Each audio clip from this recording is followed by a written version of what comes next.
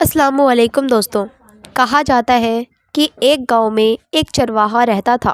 اتفاق سے ایسا ہوا کہ ان کے گاؤں میں برا وقت آیا اور بھوکمری کا سال شروع ہو گیا۔ لوگوں کو کچھ سمجھ نہیں آ رہا تھا کہ وہ لوگ کیا کریں اور کس طرح اس سے بچا جائے۔ لوگوں کے جانور مرنے لگے اور لوگوں کی رہنمائی کے لیے ایک دن جمعہ کے خطبے میں مولانا صاحب نے نہایت یقین سے بسم اللہ الرحمن الرحیم پڑھ کر کوئی بھی کام کیا جائے تو وہ ضرور مکمل ہو جائے گا۔ صرف بسم اللہ الرحمن الرحیم پڑھ کر کسی دریا کو حکم دیا جائے تو اس میں سے بھی راستہ بن جاتا ہے، دریا بھی نافرمانی نہیں کرتا۔ مولانا صاحب بسم اللہ الرحمن الرحیم کا بتا رہے تھے۔ چرواہے کی زندگی کا پہلا جمعہ تھا۔ چرواہا یہ ساری باتیں سن رہا تھا۔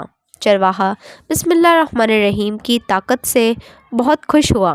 مولانا صاحب نے کہا، بسم اللہ پڑھ کر کوئی بھی کام کیا جائے تو وہ غلط نہیں ہو سکتا۔ اس کے دل میں جب یہ ساری باتیں اتر گئیں تو اس نے ایک دن سوچا، کیوں نہ میں بھی اپنی بکریوں کو قید سے بچاؤں، دوسرے گاؤں لے جاؤں۔ لیکن بیچ میں دریا پڑتا ہے، اس کو پار کرنا تھوڑا سا مشکل کام تھا۔ یہ وہ دریا تھا جہاں کشتیاں موجود نہیں تھیں، اور وہ کہنے لگا کہ اب میں کس طرح اپنی بکریوں کو قید سے بچاؤں اور کس طرح اپنی بکریوں کو اس پار لے جاؤں۔ پھر اچانک سے اس کو مولانا صاحب کی بات یاد آئی کہ اگر بسم اللہ پڑھ کر کوئی بھی کام کیا جائے تو وہ آرام سے پورا ہو جاتا ہے۔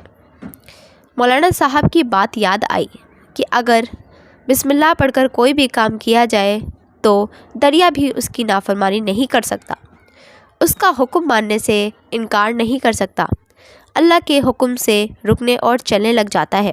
لہٰذا اس نے اپنی بکریوں کو لیا اور کہا کہ دریا اللہ کے حکم سے ہماری مدد فرما تو ہمیں اپنے اوپر سے گزرنے دے۔ اس نے وہ پورا دریا آرام سے پار کر لیا، اور جب وہ دوسرے علاقے میں پہنچا تو وہاں اس طرف بہت ہریالی تھی اور ہر جگہ گھاس ہی گھاس نظر آ رہی تھی۔ وہاں تک کہ کوئی نہیں پہنچ سکتا تھا، لیکن اللہ کے کرم سے وہ وہاں پہنچ گیا۔ اس چرواہے نے کہا، بسم اللہ الرحمن الرحیم پڑھنے کی بہت بڑی فضیلت ہے۔ اپنی بکریوں کو اس علاقے میں چھوڑ دیتا اور وہاں سے واپس آ جاتا، اور پھر شام کو اپنی بکریوں کو لینے کے لیے اس علاقے میں جاتا اور بسم اللہ پڑھ کر واپس آ جاتا، اور اس طرح اس کی بکریاں بہت صحت مند ہو گئی اور اس کی بکریوں کا وزن بھی بہت بڑھ گیا، کیونکہ دوسرے علاقے میں بہت زیادہ ہریالی تھی۔ تو پھر دوسرے لوگ اس کی بکریوں کو دیکھ کر کہنے لگے کہ تمہاری بکریاں تو بہت صحت مند ہوتی چلی جا رہی ہیں۔ جب لوگوں نے دیکھا کہ اس کی بکریاں خوب طاقتور ہوتی جا رہی ہیں، لیکن ہمارے علاقے میں تو سوکھا پڑا ہے، آخر کار گاؤں والوں نے اس سے پوچھ ہی لیا، آخر کار تم اپنی بکریوں کو کیا کھلاتے ہو جو اتنی صحت مند ہوتی چلی جا رہی ہیں؟ چرواہا بہت سیدھا سادہ شخص تھا، اس نے صاف صاف جو بھی تھا سب بتا دیا کہ میں اپنی بکریوں کو دوسرے علاقے میں لے کر جاتا ہوں۔ لوگوں نے اس کی باتوں پر یقین نہیں کیا اور بولا کہ تم جھوٹ بول رہے ہو۔ انہوں نے کہا، ہم تمہاری بات پر کیسے یقین کر لیں؟ اس شخص نے کہا، میں جھوٹ نہیں بول رہا، میں سچ بول رہا ہوں۔ ان لوگوں نے یہ بات مولانا صاحب کو بتائی، چنانچہ وہ شخص اپنی بکریوں کو دوسرے علاقے میں لے کر جاتا، بغیر کسی کشتی کے، اور دریا بھی پار کر لیتا۔ کہتا ہے کہ میں ایسا کرتا ہوں، لیکن ہمیں تو اس کی بات پر یقین نہیں آتا، آپ ہی اس سے کچھ پوچھیے۔ مولانا صاحب اس چرواہے کے پاس آئے اور سارا معاملہ پوچھا کہ یہ لوگ سچ بول رہے ہیں؟ جی ہاں مولانا صاحب، یہ لوگ سچ بول رہے ہیں، میں بسم اللہ پڑھ کر یہ ندی کا راستہ آرام سے پار کر لیتا ہوں، اور آپ ہی کی وجہ سے اللہ نے میری مشکلات آسان کر دی ہے۔ دوسرے علاقے میں بکری لے جانا بہت مشکل کام تھا، لیکن جب میں آپ کی یہ بات سنی، بسم اللہ الرحمن الرحیم میں اتنی بڑی طاقت ہے کہ اگر دریا کو بھی حکم دیا جائے تو دریا بھی نافرمانی نہیں کرتا۔ مولانا اس چرواہے کو آنکھیں پھاڑ پھاڑ کر دیکھ رہے تھے۔ مولانا صاحب نے کہا، ایسی باتیں تو ہم ہر جمعے کو کرتے ہیں، لیکن آج تک ایسا نہیں ہوا۔ مولانا صاحب نے کہا، چلو صبح فجر کی نماز کے بعد ہم اس کا تجربہ کریں گے اور تمہارے ساتھ چلیں گے اور خود وہاں کا نظارہ دیکھیں گے۔ پھر پورا گاؤں دریا کے کنارے جمع ہو گیا اور دیکھنے لگے کہ یہ چرواہا ٹھیک بول رہا ہے یا نہیں۔ وہ چرواہا بھی وہاں پر پہنچ گیا۔ بھیڑ بہت زیادہ تھی۔ پھر مولانا صاحب نے اندر ہی اندر ارادہ کیا اور انکار کر دیا کہ یہ تجربہ نہ کرنا، کیونکہ انہوں نے ہی بیان دیا تھا اگر دریا میں ڈوب گیا تو کیا ہوگا، اتنے لوگ موجود ہیں، شرمندگی محسوس ہوگی۔ لیکن بات تو انہوں نے ہی کی تھی، اور لوگوں کا کیا، لوگوں کو تو صرف دیکھنا تھا۔ مولانا صاحب نے کہا میرے لیے رسی منگوا دو۔ انہوں نے اس رسی کو پیڑ سے باندھا اور سر کی طرف کمر سے باندھ لیا۔